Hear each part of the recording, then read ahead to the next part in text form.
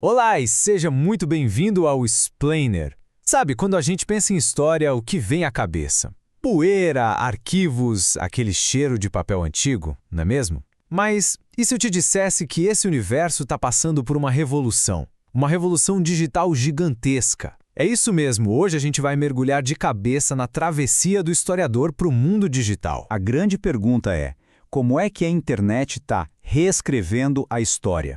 Pensa bem, essa ferramenta que a gente usa para literalmente tudo, do trabalho ao lazer, como é que ela está mudando o jeito que a gente pesquisa e conta o nosso próprio passado?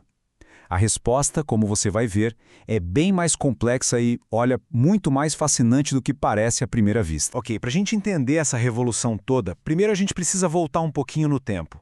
Lembrar como as coisas eram. Antes dos cliques, dos bancos de dados, de tudo isso, o ofício do historiador era quase uma arte, sabe? Uma arte de poeira e papel.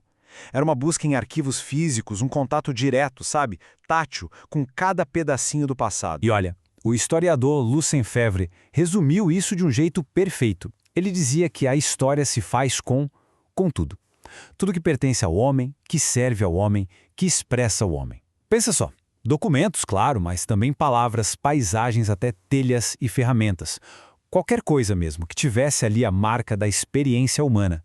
A materialidade, o toque, isso era fundamental. Aí vem outro mestre, o Mark Bloch, e ele define a história como uma ciência construída a partir de vestígios. Pensa nisso um segundo. O historiador é tipo um detetive, sabe? Seguindo as pistas, as migalhas que nós, humanos, deixamos para trás para tentar reconstruir o que aconteceu. E guarda bem essa palavra, vestígio. A gente vai voltar nela porque ela é super importante para entender o resto da história. E então, bum, tudo muda. Chega a disrupção digital. E a gente não está falando só de novas ferramentas, de um computador mais rápido. Não. É uma transformação na própria natureza do saber histórico. A pesquisadora Olívia Moraes de Medeiros Neta, inclusive, dá um nome bem legal para isso, travessia epistêmica. Então pensa comigo. Se aqueles vestígios que a gente falou estão mudando, saindo do papel e virando pixel, saindo da tinta e virando metadados, a pergunta que fica é, como é que se escreve a história hoje em dia? Como é que o nosso detetive do tempo se vira nesse cenário completamente novo? Pois é, a travessia epistêmica é exatamente isso. Essa necessidade urgente de repensar tudo. Como a gente encontra as fontes, como a gente analisa essas fontes e como a gente conta as histórias que a gente descobre. De novo, não é só sobre usar um computador. É sobre uma nova forma de saber, de conhecer. E só para você ter uma ideia do tamanho dessa mudança, os especialistas comparam o que está acontecendo agora com uma das maiores revoluções do pensamento histórico, a Escola dos Análises, lá nos anos 20, que virou a história de cabeça para baixo. Pois é, o que a gente está vivendo agora pode ser tão impactante quanto. Mas claro, essa travessia não é nenhum passeio no parque. Ela está cheia de desafios, ou como a gente está chamando aqui, de provações. Porque o arquivo digital, que parece essa coisa maravilhosa, infinita, super acessível, ele esconde uns perigos bem sorrateiros. Vamos pensar nesse contraste. De um lado, o arquivo físico. Ele é tangível, é estável. Você pega no papel, sente a textura, vê a mancha da tinta, sabe? Do outro lado, o arquivo digital. Ele é etéreo, intangível e super volátil. Fala sério, quem nunca clicou num link quebrado e deu de cara com o erro 404? A textura do digital são os metadados. E o problema é que, muitas vezes, a gente nem sabe quem criou esses metadados, ou com que intenção. E olha que interessante, a própria autora da pesquisa que a gente está usando como base passou por isso na pele. Ela estava analisando um livro digitalizado e se deu conta de que não conseguia saber o tipo de papel, a qualidade da impressão, pistas que o livro físico daria na hora. Ela teve que se virar e virar uma detetive de indícios digitais. É uma habilidade completamente nova que precisou ser desenvolvida. O que isso significa? Que os historiadores precisam de um novo kit de ferramentas, de perguntas. A crítica documental, que é o coração do método histórico, precisa ser reinventada para o mundo digital.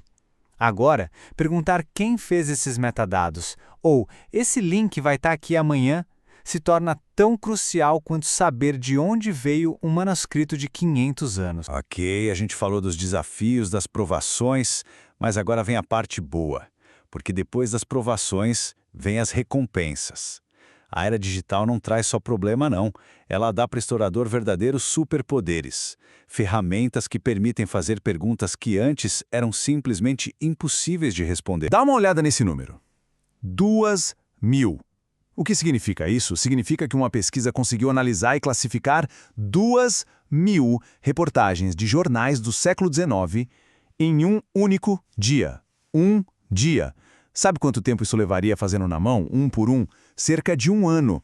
Isso não é só ser mais rápido, gente. Isso muda o jogo completamente. A escala da pesquisa histórica é outra. E olha só como funciona essa parceria. Não é a máquina fazendo tudo sozinha de jeito nenhum. No primeiro passo, ok, o software faz o trabalho bruto, o trabalho pesado, processa e classifica um volume de dados que seria impossível para uma pessoa só. Mas aí vem o passo 2, que é absolutamente insubstituível. É o historiador, o ser humano, que entra com a sensibilidade, a imaginação, o olhar crítico para interpretar os padrões que a máquina encontrou e dar sentido para aquela montanha de informação. Então fica bem claro, né? A tecnologia não está aqui para substituir o historiador. Ela está aqui para potencializá-lo, para dar um upgrade, ampliando a nossa capacidade de análise e de interpretação. Beleza, diante de tudo isso que a gente viu, que profissional é esse que está surgindo dessa grande travessia digital? Quem é, afinal, o historiador do presente e, por que não, do futuro? Olha essa frase. É quase uma profecia, ainda mais porque foi dita lá nos anos 60. O Emmanuel Leroy-Ladurie previu: o historiador do amanhã será um programador ou não será. Ele estava certo? Em parte, sim. Mas essa não é a história toda, não. Porque no fim das contas, mesmo com todas as ferramentas do mundo, o que realmente define um bom historiador continua sendo humano. E talvez hoje seja mais importante do que nunca. A gente está falando da imaginação para conectar os pontos que o algoritmo deixa passar, do rigor para interpretar as fontes, da criatividade para construir uma narrativa que faça sentido e, principalmente, do pensamento crítico para questionar os próprios dados que a máquina entrega. Então, quem é esse historiador? Ele é uma mistura fascinante. É um pouco minerador de dados, um pouco detetive de fontes. Um profissional que navega com fluidez entre o analógico e o digital. Mas, acima de tudo, ele continua sendo o que sempre foi, um contador de histórias.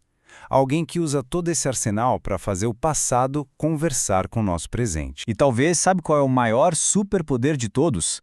A comunicação. Porque as ferramentas digitais permitem que a história finalmente fure a bolha da academia. Com podcasts, vídeos, exposições virtuais, o conhecimento histórico pode ser compartilhado com todo mundo, se tornando parte da nossa conversa do dia a dia. Isso é incrível! A gente sempre pensa na história como algo que olha para trás, para o passado. Mas a pergunta final é: e se o próprio futuro da história, a sua relevância, a sua capacidade de nos ensinar alguma coisa, depender de como ela abraça essa travessia digital? Fica aí a reflexão para a gente. Muito obrigado por acompanhar mais este Explainer.